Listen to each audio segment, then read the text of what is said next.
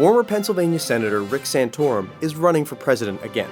Let's take a look at some of his more recent claims. Here is one about his time spent in the Senate. Let's break it down. Back in 2004, ladies and gentlemen, I authored a bill called the Iran Freedom and Support Act.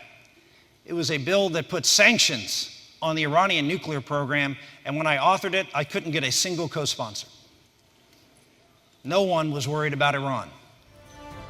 Actually, the Iran Freedom and Support Act of 2004 didn't address sanctions when it was first introduced, and although it didn't have much support, it did have 2 co-sponsors. Let's continue. Eventually, 2 years later, we fought, got it on the floor of the Senate. It was defeated on the floor. And who stood up and voted against me? Barack Obama and Hillary Clinton. But 6 months later, we passed that bill unanimously. But Santorum failed to mention that the Bush White House lobbied against his bill because the administration was negotiating a nuclear deal with Iran. It is now the sanctions that you hear about that are crushing Iran, that brought them to the table. I was the author of a lot of those sanctions. In fact, the bill he sponsored codified existing sanctions. He did not alter them. Here is a claim about climate change. Is the climate warming?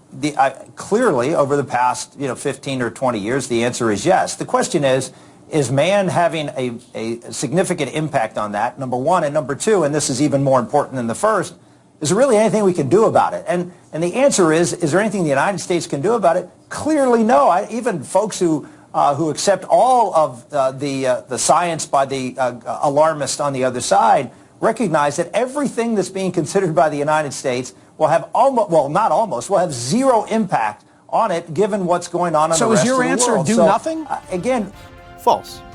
The U.S. is the world's second biggest emitter of carbon dioxide, and a reduction in its GHG emissions could slow global warming. Let's end with a claim about jobs. Since 2000, there have been 6 million net new jobs created in America. 6 million net new jobs since 2000. How many of those net new jobs are held by people who were not born in this country? All of them. That's not accurate.